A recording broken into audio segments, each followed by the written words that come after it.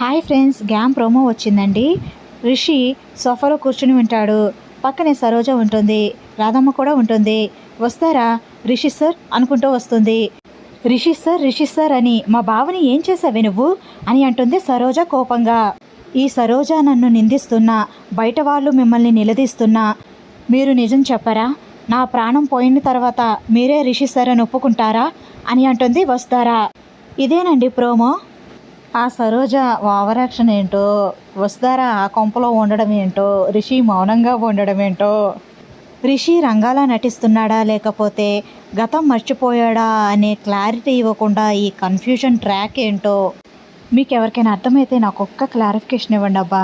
ఎందుకంటే రిషి గతం మర్చిపోయాడే అనుకో, గతం మర్చిపోయినంత మాత్రాన వ్యక్తిత్వం మారిపోతుందా? రిషి క్యారెక్టర్ ఎలా ఉండేది? అసలు వస్తారాలతో తప్ప ఇంకా ఎవరితోనైనా క్లోజ్గా ఉండేవాడా? సరోజతో క్లోజ్నెస్ వల్ల రిషి వ్యక్తిత్వం కోల్పోయినట్టే చూపిస్తున్నారు కదా. మరదలతో సరసాలు చూపిస్తున్నారు, చెవులు తిప్పడం, పక్కనే కూర్చోవడం, ఇవన్నీ చూపిస్తున్నారు. ఎప్పుడూ సరోజ తీసుకొచ్చిన క్యారేజ్ తినేవాళ్ళలాగా డైలాగ్స్ పెడుతున్నారు. సరోజ అంటే ఇష్టం లేనప్పుడు సరోజని పెళ్లి చేసుకోను అని చెప్పినప్పుడు సరోజ తెచ్చే క్యారియర్లు తినేటట్టు ఎందుకు చూపిస్తున్నారు? అసలు సాక్షి తనను పెళ్లి చేసుకోవాలని ఎంత వెంటపడినా సరే రిషి సాక్షిని హద్దుల్లోనే పెట్టాడు, లిమిట్స్ క్రాస్ అవ్వనివ్వలేదు. మరి ఇక్కడ ఎందుకు అలా చూపిస్తున్నారు? మాస్ క్యారెక్టర్ ఉంటే మాస్ క్యారెక్టర్ చూపిస్తే బాగానే ఉంటుంది, కానీ రిషి వ్యక్తిత్వం కోల్పోయేలా చూపిస్తున్నారు. అదే బాధ కలుగుతుంది.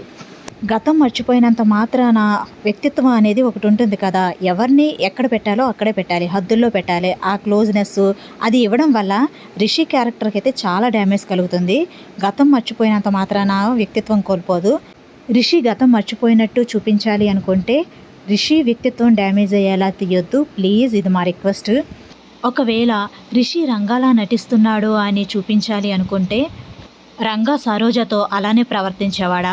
రంగా ఎలా ఉంటాడో అవన్నీ తెలుసుకుని రిషి రంగాల ప్రతి విషయంలోనూ అలా ప్రవర్తిస్తున్నాడా అనేది క్లారిటీ ఇవ్వాలి. ఒకవేళ ఏదో పెద్ద రీజన్ వల్ల వస్తారాకు కూడా నిజం చెప్పుకోలేకపోతే వస్తారాని బాధ పెడుతున్నందుకు, వస్తారాకి నిజం చెప్పుకోలేకపోతున్నందుకు రిషి ఎంత బాధపడుతున్నాడో రిషిలోని పెయిన్ను కూడా ఆడియన్స్కి చూపిస్తే బాగుంటుంది. ఒకవేళ రిషిని రంగాల అక్కడే ఉంచాలి అనుకుంటే గతం మర్చిపోయినా సరే, రంగాల నటిస్తున్నా సరే, ఎలా అయినా సరే రిషిని అక్కడే ఉంచాలి అనుకుంటే మాత్రం వస్తారని మాత్రం ఆ ఇంట్లో ఉంచకుండా సపరేట్గా చూపించండి. తను ఎక్కడో ఏదో ఒకటి చేసుకుంటూ బ్రతుకుతున్నట్టయినా చూపించండి. ఆడియన్స్ హ్యాపీగా ఫీల్ అవుతారు. అంతేగాని ఒకే చోట పెట్టి ఎవరెవరితోనో ఏవేవో మాటలు అనిపించడం అయితే అస్సలు బాగోలేదు. రిషి వసులు దూరంగా ఉన్నా ఒకరి కోసం ఒకరు ఉంటారు, ఒకరి కోసం ఒకరు ఆలోచించుకుంటానే ఉంటారు. మాకు తెలుసు వాళ్ళ బంధం. ఇలా ఒకే చోట పెట్టి అది పరాయి వ్యక్తుల ఇంట్లో వస్తారని పెట్టి అవమానించకుండా కొంచెం సెల్ఫ్ రెస్పెక్టెడ్ ఉమెన్గా చూపించి వస్తారని బయటకు తీసుకొచ్చేసి తన బ్రతుకు తను బ్రతికేలా చూపించండి. ఎవరిని హర్ట్ చేయాలని కాదు, రిషి వసు క్యారెక్టర్స్ చాలా స్పాయిల్ అవుతున్నాయి ఈ ట్రాక్ వల్ల. అదే బాధ అంతా. ఉషారాణి మేడం గారు ఉంటే ఈ పరిస్థితి ఉండేది కాదేమో. ఎందుకంటే వాళ్ళిద్దరి మధ్య ఎంతమంది వచ్చినా సరే హద్దుల్లోనే పెడతారు, అసలు హద్దులు దాటనివ్వరు. వాళ్ళిద్దరి క్యారెక్టరైజేషన్స్ కూడా వాళ్ళ వ్యక్తిత్వాలను కూడా అలా నిలబెడతారు మేడం గారైతే.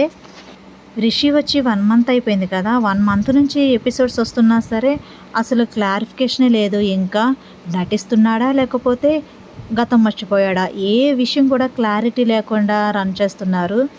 సర్లేండి, ఏదైతే అదైంది, కానీ ఈ సండేని బాగా ఎంజాయ్ చేయండి. Happy Sunday to all. Thanks for watching. Bye bye.